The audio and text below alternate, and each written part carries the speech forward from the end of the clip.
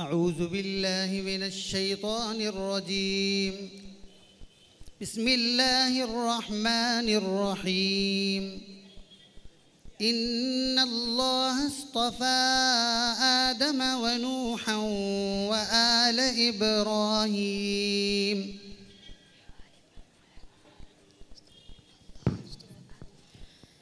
أعوذ بالله من الشيطان الرجيم.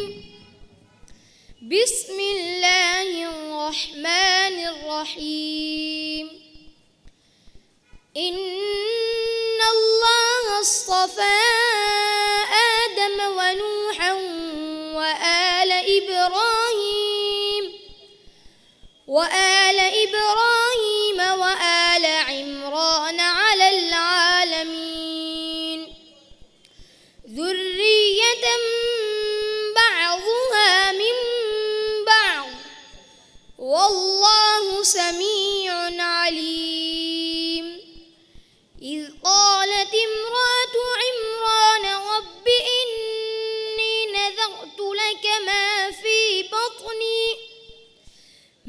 في بطني محررا فتقبل مني إنك أنت السميع العليم. فلما وضعتها قالت رب إني وضعتها أنثى والله أعلم بما وضعت وليس الذكر كالأنثى وإني سميتها مريم وإني أعيذها بك وذريتها من الشيطان الرجيم. فتقبلها ربها بقبول حسن وأنبتها نباتا حسنا وكفلها زكريا. كلما دخل عليها زكريا المحراب وجد عندها رزقا قال يا مريم أنى لك هذا قالت هو من عند الله إن الله يرزق من يشاء بغير حساب. هنالك دعا زكريا ربه قال رب هب لي من لدنك ذرية طيبة إنك سميع الدعاء. فنادته الملائكة وهو قائم يصلي في المحراب أن الله يبشرك بيحيى مصدقا بكلمة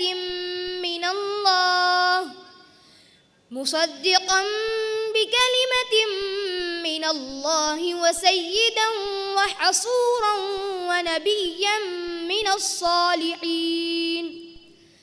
قال رب أنى يكون لي غلام وقد بلغني الكبر وامرأتي عاقر قال كذلك الله يفعل ما يشاء.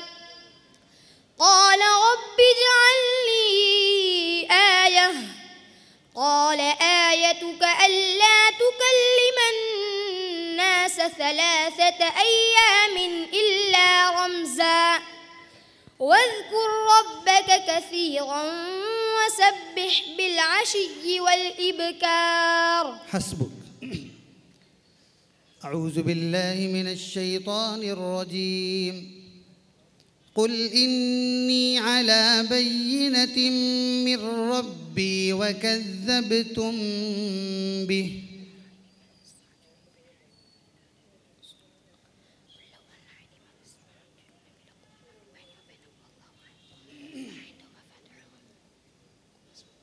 قل إني على بينة من ربي ربي وكذبتم به. أعوذ بالله من الشيطان الرجيم. قل إني على بينة من ربي وكذبتم به، ما عندي ما تستعجلون به، إن الحكم إلا لله يقص الحق وهو خير الفاصلين. قل لو أن عندي ما تستعجلون به لقضي الأمر بيني وبينكم والله أعلم بالظالمين. وعنده مفاتح الغيب لا يعلمها إلا هو، ويعلم ما في البر والبحر، وما تسقط من ورقة إلا يعلمها، ولا حبة في